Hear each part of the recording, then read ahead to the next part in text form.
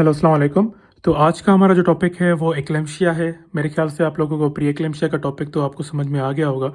तो pre eclampsia जो है वो डेवलप हो जाती है एक्लेम्शिया में, अगर उसको हम ठीक तरह से जो है वो ट्रीट ना करें। ठीक है, तो यहाँ पे मैं प्री एक्लेम्शिया को जो है वो डिस्कस करूँगा, उसकी पैथोफिजियोलॉजी को डिस्कस करूँगा। मोर और लेस पैथोफिजियोलॉजी इसकी और सेम ही है, मतलब कि प्री एक्लेम्शिया की। ठीक है, तो नेक्स्ट वीडियो में पैथोफिजियोलॉजी प्री एक्लेम्शिया की जो है वो भी डिस्कस करूंगा थोड़ा सा डिटेल में। ठीक है, तो यहाँ पे मैंने थोड़ी सी चीज़ें जो है वो लिखी हुई हैं। एक्लेम्शिया की मोर देन इनफ है कि आप लोग जो है वो अगर यहाँ से समझ लें तो आप लोगों की कोई भी एमसीक्यूज जो है वो ख़राब नहीं होगा। ठीक है, तो हम शुरू करते हैं इसको।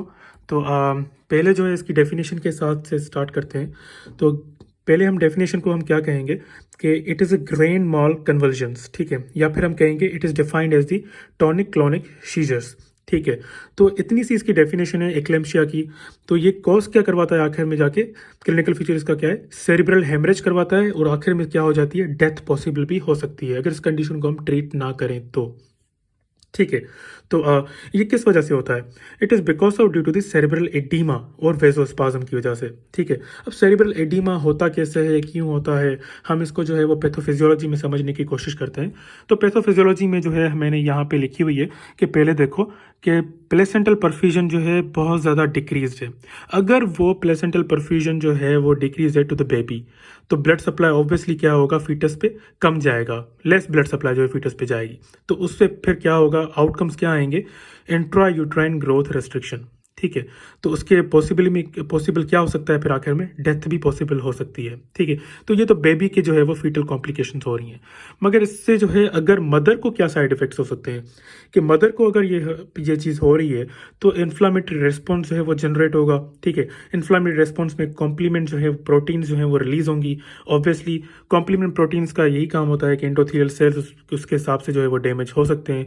तो इन्फ्लामेटरी प्रोटीन दूसरी भी होती हैं, वो भी जो है वो सीक्रेट होती हैं। ठीक है, तो सिंपली और इसके अलावा जो है क्या है कि एंडोथेलियल सेल डैमेज होंगे तो वहाँ से क्या चीज़ें जो है वो आउटकम्स आएंगे।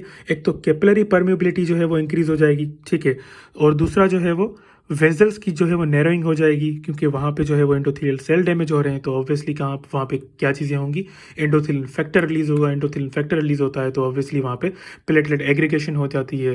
प्लेटलेट एग्रीगेशन होगी तो वहाँ पे प्लाक बनना शुरू हो जाएंगे। ठीक है, तो वहाँ पे अल्टीमेटली जो है वो एक प्लाक बन जाएंगे और थ्रोम्बाइज जो हैं वो भी बन जाएंगे। ठीक है, वेजल्स रप्चर की वजह से। तो ऑब्वियसली वेजल जो है वो नैरो हो जाएंगी, वहाँ पे ब्लड सप्लाई जो है वो कम हो जाएगी। ठीक है, तो ऑब्वियसली क्या होगा कि ब्लड सप्लाई अगर कम हो रही है तो जैसे मैंने आपको बताया कि ब्लड सप्लाई कम होगी तो एक तो इंट्रायूट्राइन ग्रोथ रेस्ट्रिक्शन हो जाएगी बेबी की, या तो फिर डेथ भी हो सकती है। ठीक है, और नैरो होंगी वेजल्स तो ऑब्वियसली क्या होगा कि हाइपरटेंशन जो है वो डेवलप हो सकता है। ठीक, तो हाइपरटेंशन ये कौन सा था, ये आपका प्री एक्लेम्शिया। ठीक है, तो आप सिंपली और कौन सी जो है वो एडवर्स आउटकम्स हो रहे हैं एंडोथेलियल सेल डैमेज से, जो ये तो सारी चीज़ें हो गई। उसके साथ साथ किडनीज पे क्या आ रहा है मसला, वहाँ पे देखो ना, ब्लड सप्लाई अगर कम जा रही है तो वहाँ पे सोडियम जो है वहाँ पे रिटेंशन हो जाएगी, उसकी सोडियम रिटेंशन होगी तो ऑब्वियसली क्या होगा कि मैं आपको एक थोड़ा सा जो है वो फिजियोलॉजी के पास लेके चलता हूँ। अब नॉर्मली ये होता है कि जो अल्ब्यूमिन प्रोटीन्स होती हैं ना वो नेगेटिवली चार्ज होती हैं, और जो नेफ्रॉन होते हैं ना उसमें पोडोसाइट्स भी होते हैं, वो भी नेगेटिवली चार्ज होते हैं। अब नेगेटिव नेगेटिव क्या करते हैं, दूसरे को रिपेल करते हैं। तो नॉर्मल होता क्या है कि फिजियोलॉजिकल प्रोसेस में कि वो जो है अल्ब्यूमिन जो है वहाँ से गुजरना चाहती तो है, मगर वहाँ पे पोडोसाइट्स होते हैं ना, पोडोसाइट्स को क्या करते हैं कि रिपेल कर देते हैं। पोडोसाइट्स जो हैं वो रिपेल करते हैं अल्ब्यूमिन को, तो फिर अल्ब्यूमिन जो है वो यूरिन में नहीं होती पास। ठीक है, तो वहाँ पे क्या होगा कि पोडोसाइट जो है वो डैमेज हो जाएंगे।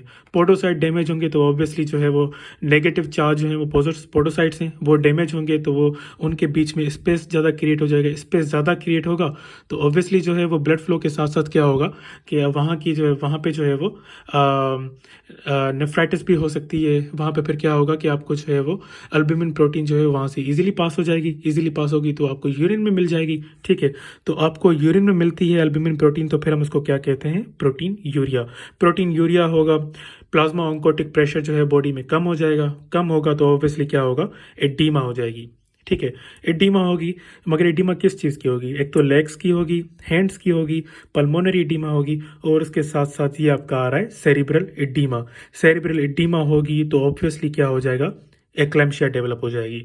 तो ऑब्वियसली ये पैथोफिजियोलॉजी आप लोग समझ गए होंगे कि अगर मदर को ये सारी चीज़ें हो रही हैं तो एंडोथेलियल सेल डैमेज के बाद किडनीज़ का ये मसला हो रहा है, तो फिर प्रोटीन यूरिया हो रहा है, फिर एडीमा जो है वो हो रहा है।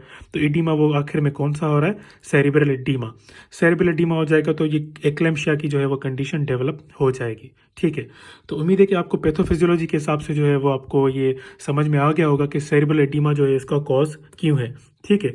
तो इसके आगे चलते हैं, इसकी मैनेजमेंट क्या है। अच्छा, इन्वेस्टिगेशन मैंने यहाँ पे नहीं लिखी, इन्वेस्टिगेशन वही है प्री एक्लेम्शिया की। आप जो है वीडियो ओपन करके देख लें कि मैंने वहाँ पे जो है वो सारी इन्वेस्टिगेशन लिखी हुई है। नॉर्मली सीबीसी करवाएं आप, और एलएफटीज करवाएं आप, और आरएफटीज करवाएं, ब्लड प्रेशर वगैरह चेक करवाएं आप। ठीक है। तो ये चारों जो है वो इन्वेस्टिगेशन में आ जाती हैं। ठीक।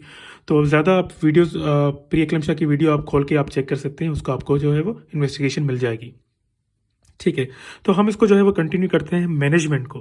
अब मैनेजमेंट में क्या आता है, अगर पेशेंट जो है आपका एक्लेम्शिया में जा रहा है, ठीक है, तो एक्लेम्शिया में जाएगा तो उसको आपको जल्दी से स्टेबलाइज करना होगा पेशेंट को, और उसके साथ साथ आपको एयरवे मैनेजमेंट करनी पड़ेगी। एयरवे मैनेजमेंट मतलब कि आपको वही एबीसी वाला प्रोटोकॉल जो है वो मैनेज करना पड़ेगा। एयरवे, ब्रीदिंग, वेंटिलेशन और सर्कुलेशन को जो है आपको मेंटेन करना पड़ेगा। ठीक है। उसके बाद मतलब फर्स्ट आपको ये करना पड़ता है उस प्रोटोकॉल में कि पहले आपको जो है वो सीनियर ऑब्स्टेट्रिशियन को जो है वो उसको हेल्प के लिए कॉल करना पड़ता है। ठीक है। उसके बाद जो है आपको जो है वो पेशेंट को स्टेबलाइज करें, देन जो है एबीसी वाला प्रोटोकॉल जो है आप यूज़ कर सकते हैं। ठीक। उसके बाद फिर आप जो है वो ड्रग दें। एंटी कन्वल्सन जो है वो ड्रग कौन सी है आपकी? Magnesium sulphate. ये जो मैंने आपको पहले भी जो है प्री एक्लेम्शिया की वीडियो में आपको बताया मैंने कि अगर वो कंडीशन सिवियर केसेस में आ रही है और उसको टॉनिक क्लोनिक सीजर जो है वो डेवलप हो रहे हैं, मतलब प्री एक्लेम्शिया जो है वो एक्लेम्शिया में कन्वर्ट हो चुकी है, तो फिर आपको जो है वो ये ड्रग यूज़ करनी पड़ेगी। तो ये आईवी हमें जो है 4 ग्राम बोलस हमें जो है देना पड़ता है। ठीक है। और मदर को जो है वो डिलीवर करना पड़ता है, स्टेबल करना पड़ता है उसको, उसके सीजर्स को जो है वो स्टॉप करवाना पड़ता है। ठीक है। ताकि जो है वो ये कंडीशन ज़्यादा एग्जासर्बेट ना हो जाए। ठीक है।